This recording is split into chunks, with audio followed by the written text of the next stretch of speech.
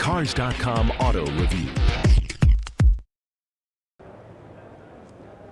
Hi, I'm Kelsey for Cars.com, and we're at the Detroit Auto Show checking out the redesigned Ford Fusion. This is a car that'll debut globally as the Mondeo. Here in the U.S., Ford hopes it can reestablish family car dominance against the likes of the Honda Accord and the Toyota Camry. Let's see how it does. The new Fusion closely follows the Evos concept that debuted at last year's Frankfurt Motor Show. So you've got things like this low grille that kind of sits pretty far forward here. Ford designers talked about how headlights are getting too big these days, and so the Fusion's headlights kind of draw back on that. They're kind of small and slit-like. They look a little bit like the lights on the Taurus, but the Fusion's headlights look pretty unique here. This isn't some copycat of the larger car. You notice as you go back, the belt line stays pretty stable. It doesn't rise up here, which is interesting because it does that on a lot of different cars, some of which are pretty stylish. Stays low here, and as you get to the rear, the trunk comes down flush with the bumper. Kind of a cool little visual thing here. The bumper doesn't hang out here. But then you wonder what happens if you get rear-ended. Well, you're going to get some damage into the trunk too and cost you more bucks? Not really, because Ford says it's got what they call a sacrifice panel here in the trunk. This area kind of is detachable. It should mitigate some damage. Really good news for the guy who hits you.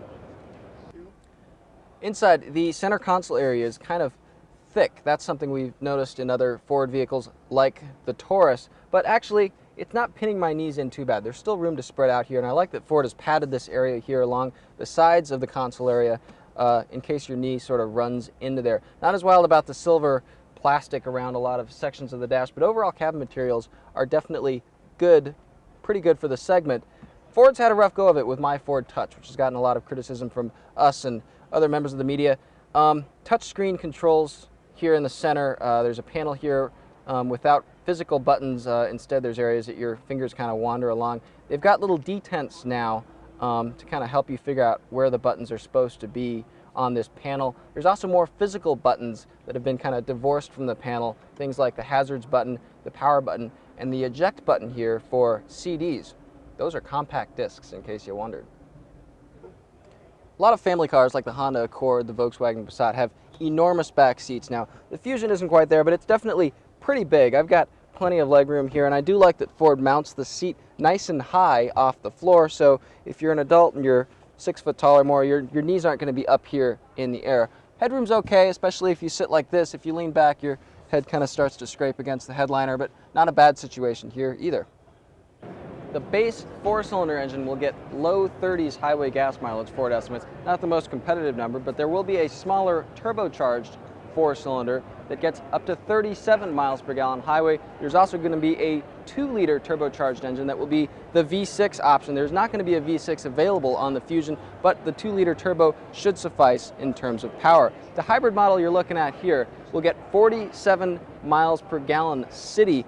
Pretty good for a hybrid, even better than Toyota's redesigned Camry hybrid. For that, you give up a little bit of trunk space, as you do in a lot of hybrids. That's where the battery pack goes, and so Ford says you're going to lose about 20, 25, maybe 30% in trunk volume. There will also be a plug-in Fusion hybrid, which Ford calls the Fusion Energy. Plug it in for about 3 hours on a 220-volt outlet, and Ford says you could get up to 100 miles of electric driving range. Those are early estimates, obviously. For more car-related news, go to Cars.com or our blog, KickingTires.net.